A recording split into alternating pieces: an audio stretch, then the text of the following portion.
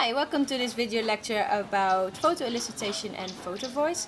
I'm a great fan of this method because when I used it in Bolivia it had a great added value for my research. I did research on ecological sanitation and I basically asked people to make 5 pictures of the changes in their lives after an ecological sanitation project, and it helped me to gain a lot more information than I would have gathered by only interviews. So it has a few major advantages, unfortunately also some disadvantages. For example, that it takes up a lot of time to do it, but more about that later in this video lecture. Photo-elicitation is basically a method where the researcher makes the pictures and discusses those pictures with the participants, and PhotoVoice is a method in which the researcher asks the participants to make the pictures and then discuss those pictures in an interview. In this video lecture I'm going to explain you more about the method PhotoVoice, and I will show you an example of a PhotoVoice method that I conducted in the slums of Kampala. So, enjoy!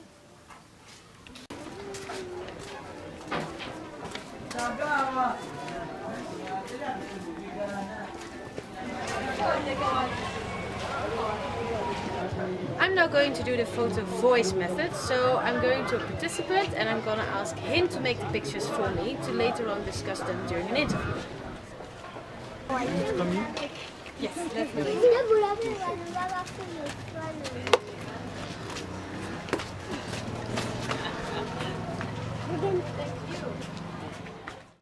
Alright, thank you very much for your participation.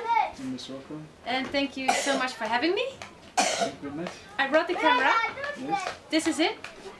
And like I told you, I asked you to make some pictures for me.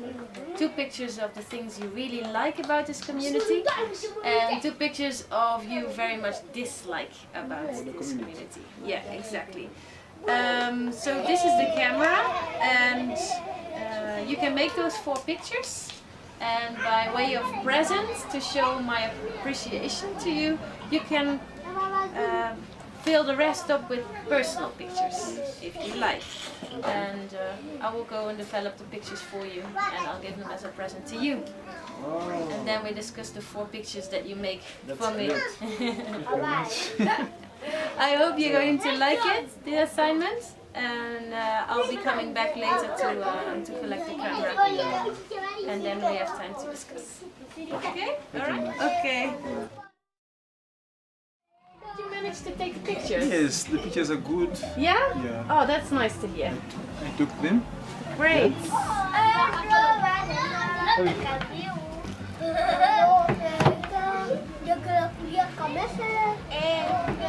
Here's the camera. Oh, thank you very much. Okay. I took the pictures. Oh yeah, I see it. Took them all. That's nice. Okay. Now I'm going to the city and I'm going to develop the pictures, and in about an hour, hour and a half I will be back, and then we will have I'll be happy to see you again.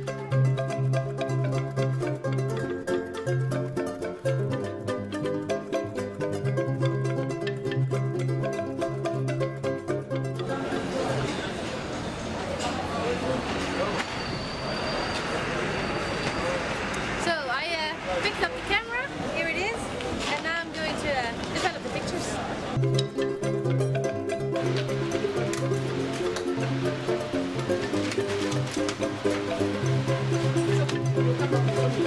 Okay, great, thank you very much. Look, it came up perfectly, brilliant. Alright, let's go.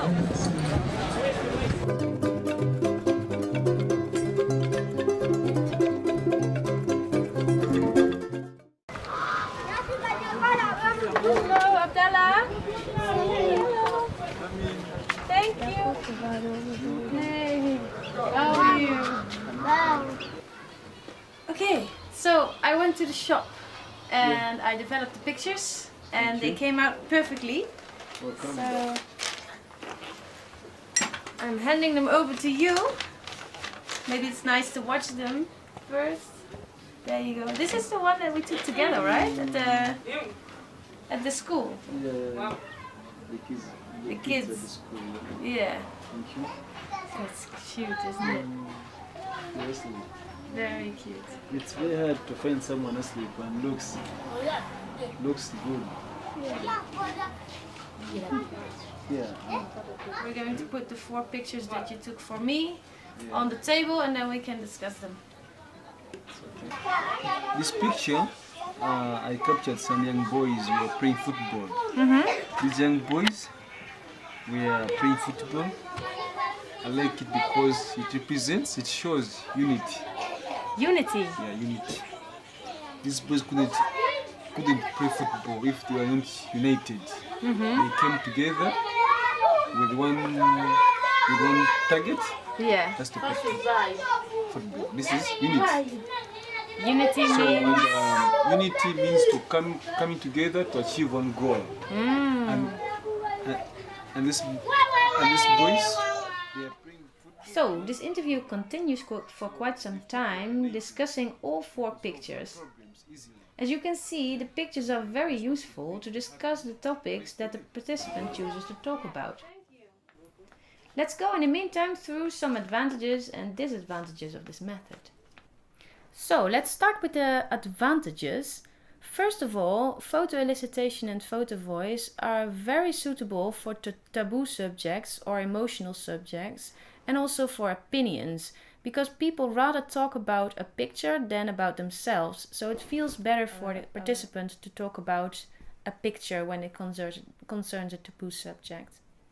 Also, you have a more relaxed and an open bond with the participant, and it bridges social and cultural gaps. It becomes also a bit more active because you're actively talking about pictures rather than passively sitting one-on-one in an interview. And of course, most participants find it a quite fun exercise, and it provides more info than just interviewing. Analyzing the pictures provides additional data, so you can first of all talk about the pictures, but you can also use the pictures themselves to analyze. In Bolivia, for example, I did research on an ecological sanitation project, and I used the PhotoVoice method. And apart from analyzing the interviews, I could also analyze the pictures. What I found out, for example, was that 15 out of 16 people made pictures of their kitchen garden. So you can also look at your pictures and see what people capture in their pictures and analyze that. So it can provide useful data as well. Let's go to the disadvantages. Photo-elicitation and photo-voice are not really suitable for quantitative research. Maybe a little bit if you're analyzing the pictures and counting how many people made pictures of kitchen gardens, for example, but it's not really suitable for quantitative research. It is also not suitable if you want to do research on dangerous situations, because you don't want to put the people into danger when they are making pictures for you. It can also be quite time consuming, especially when you're using disposable cameras and you have to, come back later to develop the camera and pictures and then go back again. And that's also a reason that there could be a higher dropout rate, because when you come back to the participant, it can turn out that he or she is all of a sudden on a holiday, or she's not at home, or decided all of a sudden not to participate anymore. Sometimes there's a lower acceptance by the participants for using cameras, especially when they're not used to using cameras. Another disadvantage is that researchers' interpretations can be different of the pictures that people made. You can eliminate, though, this problem by asking more researchers to interpret the pictures. People could also make other pictures than assigned. That can happen always when people don't fully understand what you assigned them for, then they can make different pictures than you expected. And sometimes it can become quite an expensive enterprise. There are also some ethical considerations that you might want to address. First of all, you may need informed consent. Especially when you're working with children, you may want to have a form in which the parents approve for the children to participate in your research. Sometimes there are recognizable faces in the pictures, and it's not always ethical to use those pictures for your research. And last, how will the pictures be obtained? Like I said, sometimes people put themselves into difficult or dangerous situations, and that's also an ethical consideration that you need to make beforehand in how far are the participants going to be safe in this method. So in this video lecture I applied the PhotoVoice method. Let's quickly flick through the whole procedure of applying PhotoVoice. First of all, when inviting your participants, there's a few things that you need to address, and I would suggest to see the video lecture interviewing for all the things that you need to address when you invite participants, such as explaining the purpose of your research, what are you going to do with the data, etc. And then give an instruction of the whole method and explain how the camera works if necessary. Then give a few days for the participants to make the pictures, and after a few days pick up the camera and arrange a date for the interview. And when you are using disposable cameras, you need to go to develop the pictures and then go back to the participant for the interview. And then you're going to interview the participant themselves. And let's talk about that quickly in the next slide. Start informal and show their personal pictures. If you let the participant fill up the whole camera with personal pictures, I would suggest to start with showing the personal pictures because it breaks the ice for the participant. It's nice to see their personal pictures. Then put the pictures that the participant made for you on the table and let the participant choose the first picture to talk about. Start with open general questions like, what did you capture in this picture? Or can you explain me this picture? Then follow the layering of interviewing towards the values of the participants, their normative preferences, their perspectives on the subject that they're addressing. If you want to know more about this, I would suggest to see the video lecture about interviewing.